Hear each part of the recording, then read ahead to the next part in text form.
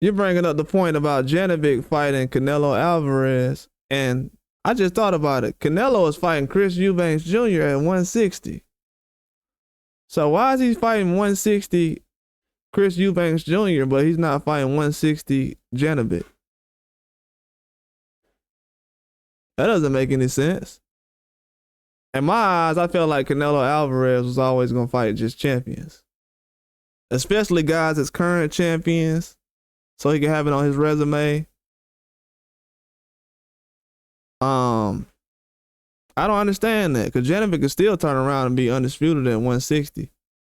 And then you could say, hey, I beat two guys who's undisputed. So why would he fight him instead of Janibek? Why would you fight Chris Eubanks? That don't make any sense. So I can see what you're saying right there.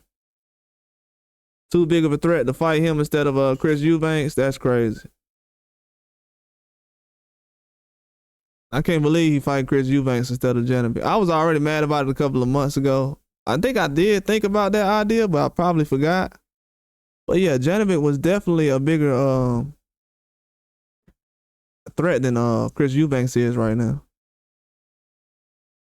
Yeah, he is bad matchup style-wise. He is. He is a bad matchup style-wise. He can do a lot of things that Bivol can do.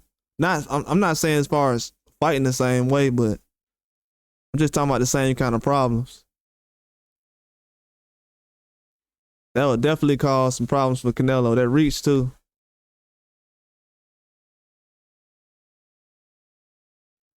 And he's a tall guy. Canelo struggles with those guys who are very tall. You know, he was all right with Smith, but in this situation, it'll be difficult. But that would have been an interesting matchup, though. I don't know why he would take Chris Eubanks over Janibek. But yeah, I understand what you're saying. Too big of a threat. But yeah, in my eyes, I always feel like Canelo's going to take a certain matchup. If it's not going to be the very best guy we want, it's going to be somebody close to that point, or it's going to be an old fight that we wanted before, but it never happened. Then he ends up making it happen, like Billy Joe.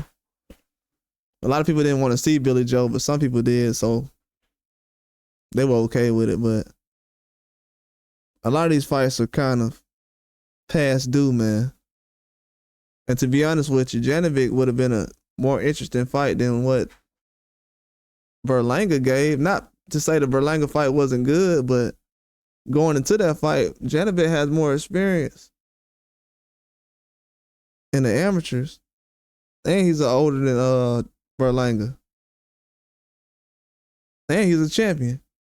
I heard that matters now. People say, oh, well, that guy's a champion, though. Well, Janibek's a champion and Berlanga's not a champion. So that should have been a fight already. Especially if you fought Charlo, you can definitely go down and fight Janibek. You said we better see stat cards every month. Yeah, I know, man. PBC is not, they're kind of behind right now on their schedule because from what I seen, originally, Tim Tszyu and Fedor was going to end up fighting in like September. Then that was before, that was after Terrence Crawford was the idea of fighting the winner of Tim Tszyu and Fedor. Then we're now in a situation where Spence might not fight until next year. Berlanga versus Plant on the card, on the Benavidez card. I don't know. That's going to be tough. A lot of these guys trying to fight with a William Skull guy right now. 2 weeks ago, Berlanga and Plant was trying to fight the Vladimir Shishkin guy. I think they're trying to put themselves in a position for a Canelo fight, or at least a belt at 168. I know they wanted to get the belt. Trying to force Canelo to get a rematch. But Plant, it's kind of tough to say what fight he does right now. Actually, him and Berlanga is in a tough situation because I know who Munguia's fighting in December. He fighting Ronald Gravel. And if Ronald Gravel goes out there and does something against Munguia, possibly an upset, he definitely going to get a Canelo fight. That's no question. Yeah, they quality over quantity. They had quantity. They got quantity, but that Amazon thing slowed them down. That's why they need certain fights, like with Janibek and Canelo fighting so closely.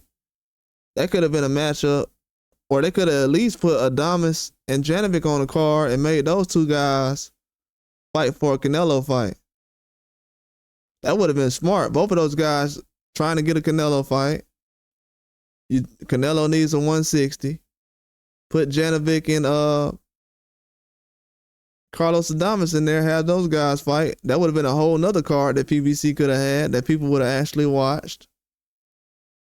And they could have put it on. And you still got Lara. So let's just say, hey, Carlos Adames loses.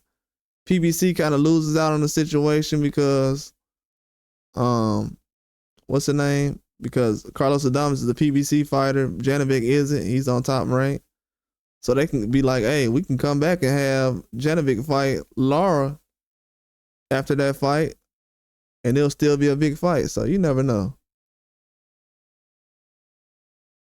I think a lot of things could happen in that situation.